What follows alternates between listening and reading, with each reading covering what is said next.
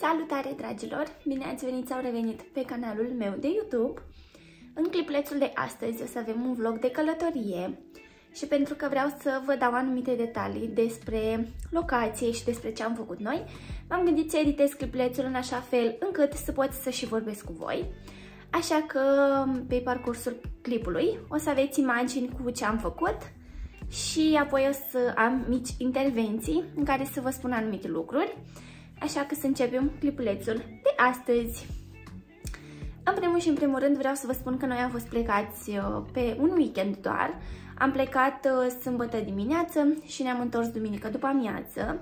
Noi am fost plecați cu Anca și cu Vasi, cu nașii noștri. Am plecat dimineață, undeva în jur de 6:30 și am ajuns acolo pe la 12, cam așa, 11:30. Și vreau să vă zic că a fost prima oară când nu am simțit un drum de piatra București. Pur și simplu am vorbit în mașină despre o mulțime de lucruri, fiind și nașii noștri, automat că am avut și subiecte legate de nuntă, așa că am avut ce să vorbim tot drumul și vreau să vă spun că nici măcar nu l-am simțit. Ne-am mai și oprit pe parcurs, dar am ajuns așa foarte repede și drumul a fost foarte ușor. But somehow all I can think of is when you split. I gotta find the motive, play forward, watch every sequence bit by bit, 'cause this is my own investigation.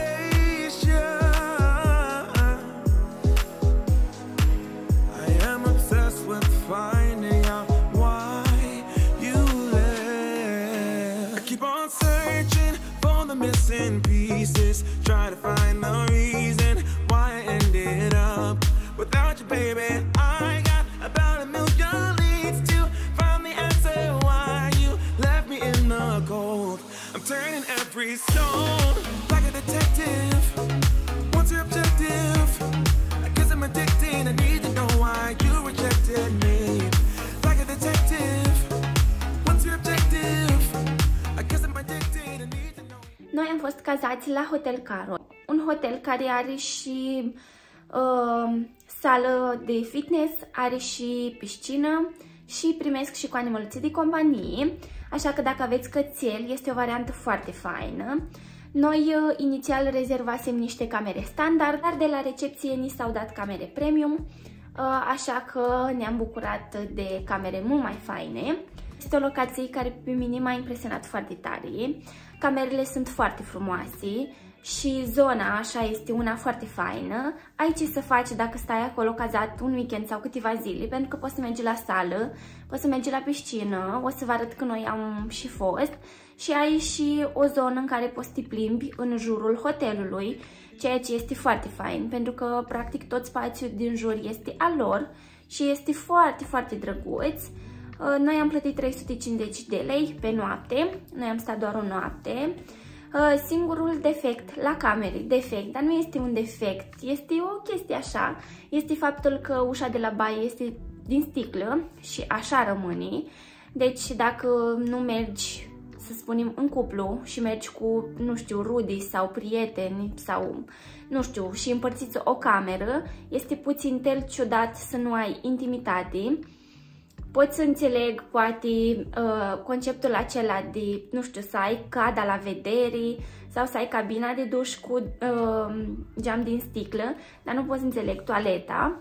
Dar, în rest, este foarte, foarte fain ca locații, deci o recomandăm cu tot dragul și să știți că nu a fost nimic sponsorizat, adică nimic din clipulețul ăsta n-a fost sponsorizat sau ceva, nu este o reclamă, pur și simplu vă împărtășesc locațiile în care noi am mers și vă spun dacă ne-au plăcut sau nu. I've been feeling hopeless till you came around. All this time, you're the only reason I'm not chasing highs. What is love? Lately I've been wondering just what is love? What is love? I don't know. No one ever showed me. I've been on my own for too long. But if you hold me now, let me into your heart. Maybe I can start to love again and tend to my scars. Can you show me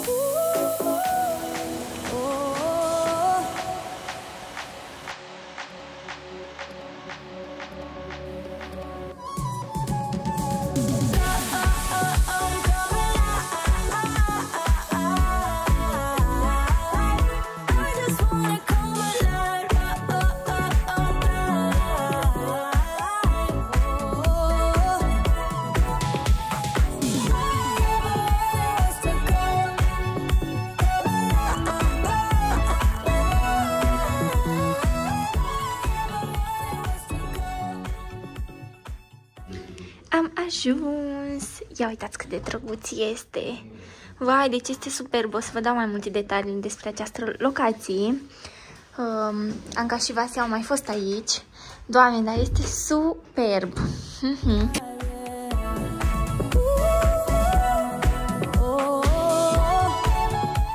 Deci este o lumină atât de frumoasă. Foarte, foarte drăguț.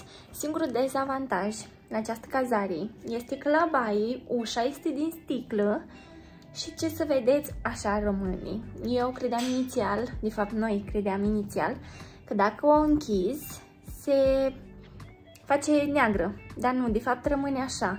Și fix asta vorbeam cu Anca și cu Vasi, că dacă mergi cu niște prieteni, poate și, sau nu știu, mergi cu, spre exemplu, povestea Vasi că i s-a întâmplat să meargă cu șeful lui undeva unde baia era toată din sticlă și efectiv trebuie să ieși din cameră de tot ca cineva să poată să facă duș sau pur și simplu să folosească toaleta și așa, nu știu, ciudățel cumva, dar e o cazare foarte drăguță. Și de acum vrem să mergem să mâncăm ceva, că noi de pe drum n-am mai mâncat nimic și diseară vrem să mergem la term. Dar avem așa un weekend de relaxare foarte fain.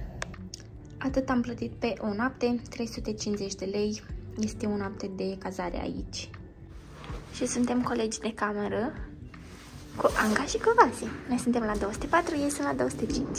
După ce ne-am cazat, am mers și am mâncat și vreau să vă spun că hotelul este la 5 minute de mers pe jos de Mall Promenada. Așa că am fost și am mâncat acolo, am mâncat mâncare libaneză și ne-a plăcut foarte, foarte tare. După care ne-am întors la cazare, am dat un tur de jur împrejurul proprietății, să spunem așa, și apoi am mers la term. Ne-am luat mâncare libaneză.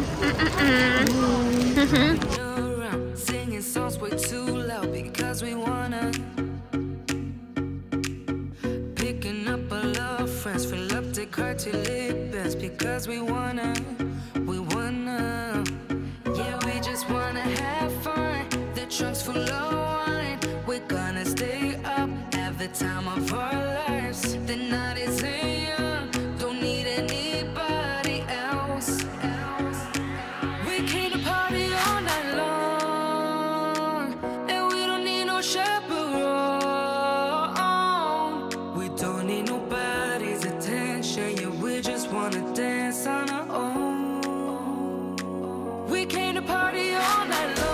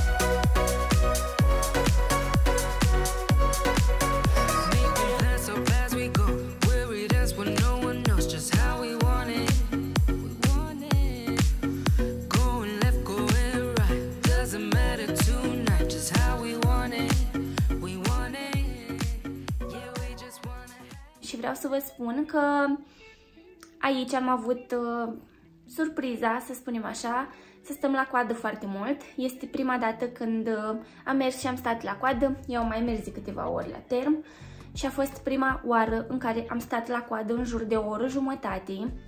Era extrem de frig afară și erau foarte mulți oameni. Pur și simplu capacitatea din interior era full. Practic de asta s-a și stat la coadă, pentru că nu mai era loc înăuntru. Am stat cam o oră jumătate, dar vreau să vă spun că cei de acolo au ieșit și ne-au servit cu ceai cald și a fost un gest tare drăguț, ținând cont că în coada aceea mare erau copilași care așteptau. Au avut prioritate cei care și-au făcut rezervare online. Noi am vrut să facem rezervare online, în schimb am zis că mergem acolo, că sigur nu o să fie coada chiar atât de mare. Când am ajuns acolo, deja nu mai puteai să-ți mai faci rezervare online ca să intri mai repede, așa că s-a stat la coadă, dar ceaiul acela chiar ne-a încălzit. Am intrat înăuntru, este foarte mare, dar să știți că a fost extrem de aglomerat. Chiar a fost prima oară când pur și simplu am intrat înăuntru și nu aveai loc, nu știu, să-ți lași papuci, adică era extrem de aglomerat, dar o atmosferă foarte faină. Și la barul din interior s-a stat puțin cam mult. Am plătit accesul la zona de Palm și la Galaxy, cea cu topogane, dar mai mult am stat în zona de Palm pentru că acolo am avut piscină. Noi oricum am ieșit în mare parte afară. Prin piscina din interior se poate ieși afară. Nu știu dacă ați fost sau nu, dar eu vă spun în cazul în care nu ați fost și vă doriți să mergeți. Iarăși la bar s-a stat foarte mult, am așteptat destul de mult, foarte greu prindeai loc să ajungi să-ți dai comanda. Barul este în piscină, pentru cei care nu știu, și se formase acolo o coadă foarte mare. De jur împrejurul barului erau persoane care deja comandase și stăteau și își serveau băutura acolo, ceea ce făcea accesul persoanelor care doreau să comande mult mai dificil. Deci a fost foarte aglomerat. V-am zis, a fost prima oară când am mers și am prins aglomerația aia. Dar în rest o experiență foarte faină, apa foarte caldă, foarte curat, chiar și vestiarele, pe cât era de aglomerat, pe atât erau de curate și de bine menținute, ceea ce ne-a plăcut și am apreciat. Când am ieșit de la term, am mers și ne-am plimbat puțin prin centru vechi, am mers și am mâncat, am trecut puțin și pe la Palatul Parlamentului, după care ne-am întors la cazare și inițial spuneam că o să ne strângem într-o cameră și o să mai stăm puțin, dar eram atât de obosiți pentru că s-a plecat destul de devreme și pur și simplu eram foarte obosiți și așa am mers și am mâncat la un restaurant care teoretic era închis, dar era prelungit programul, doar că a fost o experiență nu tocmai plăcută, în ideea în care am ajuns acolo, oamenii care erau deja înăuntru cumva terminase și începuse să plece, noi abia am dat comandă de mâncare și ne-am simțit foarte fugăriți, deci vreau să zic că la un moment dat pur și simplu s-a oprit muzica și eram doar noi și vorbeam foarte încet ca să nu deranjăm, ceea ce este o experiență foarte urâtă. Eu pot să înțeleg că un restaurant are un program anume, pot să înțeleg și faptul că prelungești programul, dar deja ce depășești ora respectivă te simți cumva fugărit. Nu pot să recomand restaurantul respectiv, cu siguranță nu o să mai avem experiențe de genul acolo, pentru că nu o să mai mergem așa pe final de program, dacă o să fie cazul să mai mergem să mai mâncăm și acolo. Iar apoi ne-am întors la hotel și ne-am pus la somn, pentru că a doua zi urma să facem check-out-ul și să ne pornim înapoi spre Piatra.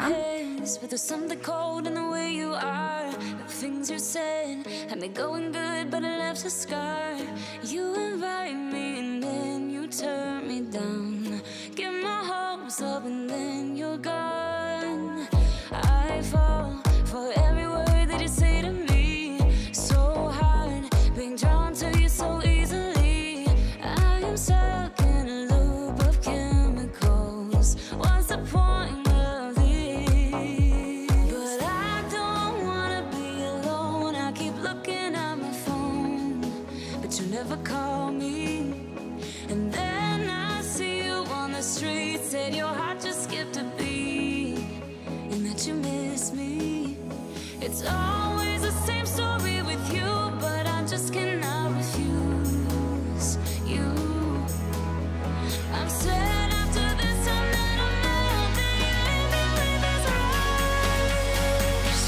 Why am I so curious? So curious, so curious.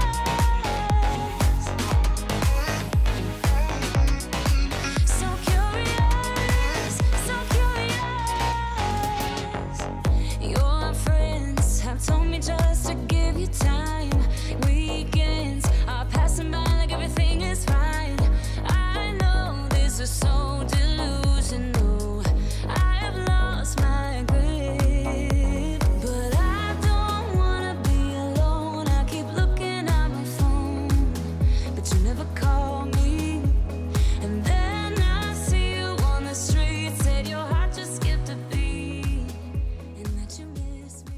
A doua zi dimineață ne-am hotărât să mergem la piscina hotelului și vreau să vă spun, în cazul în care nu știți, aici este obligatorie casca aceea de păr, casca de pus pick-up, pentru persoanele care vor să intre în saună și în piscină, așa că dacă nu aveți, să știți că puteți să o achiziționați și din incinta hotelului, în limita stocului disponibil, iar dacă nu aveți și nu au nici ei...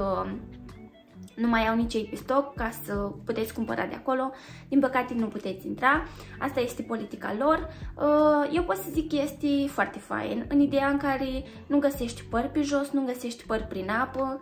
Mie mi s-a întâmplat să merg la piscine și pe jos să fie numai păr de la femei, așa că mi se pare o chestie foarte faină, dar ăsta este un micuț detaliu pe care, na, poate nu îl știu toți, care am mers și am mâncat la Pescobar, la Taverna Racilor, și vreau să vă spun că mâncarea este foarte, foarte bună. Pentru cei care critică și care spun că mâncarea nu este proaspătă sau că nu este bună, eu tind să cred că este doar invidie. Mâncarea a fost foarte gustoasă și vreau să vă spun că noi ne-am comandat mai multe feluri de mâncare, mai mult să le gustăm. Și tot ce am comandat a fost proaspăt și foarte gustos și noi chiar am comparat cu Grecia sau cu Italia, unde sunt fructe de mare, și vreau să vă spun că gustul se apropie foarte tare de alte țări, așa că noi recomandăm cu tot dragul. Nouă ne-a plăcut foarte tare și servirea și ne-au primit și cu cățel pe terasă, așa că a fost o experiență foarte faină. Terasa oricum este foarte încălzită și înăuntru era cald. Totul s-a mișcat foarte repede. Vreau să vă spun că noi am mers la 11 când se și deschidea restaurantul și deja la 11:30 începuse să se aglomereze, așa că asta dă dovadă de faptul că oamenii vin să mănânce pentru că le place mâncarea de acolo. După care am dat o tură de parc, am făcut puțină mișcare, ne-am mai plimbat și ne-am pornit înapoi către Piatra. Light me up, don't you stop, 'cause tonight it's on the line. Show me how you get on down. Close my eyes, take me for a ride.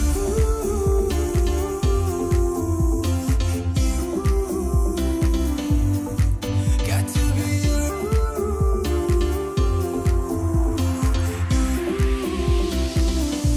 So come and light me up. I still need your fire, baby. I still want you by my side. Light me up, let me touch the flame now, baby. I'm your phoenix tonight. Come on and rise.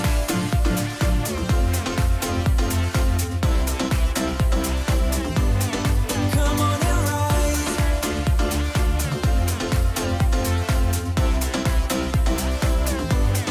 Come on and rise. Light me up, can't get enough. Take your time, just do it right. We will rise to the skies, 'cause we ain't done till we hit the sun. Pe drum ne-am oprit și am mâncat la un han și am mâncat mâncare tradițională. Noi ne-am oprit mai mult pentru desert, doar Anca și-a luat o ciorbă de fasoli și am crezut inițial că o să fie în pâine, după care când a întrebat au spus că nu este în pâine. așa că și eu luat oricum și din câte am înțeles a fost foarte bună. Noi ne-am luat niște clătite cu dulceață și bezea la cuptor și au fost foarte bune. Locația una foarte drăguță, în stil tradițional, chiar ne-a plăcut și mâncarea foarte gustoasă. Iar apoi am ajuns acasă și acesta a fost weekendul nostru de relaxare, să spunem așa.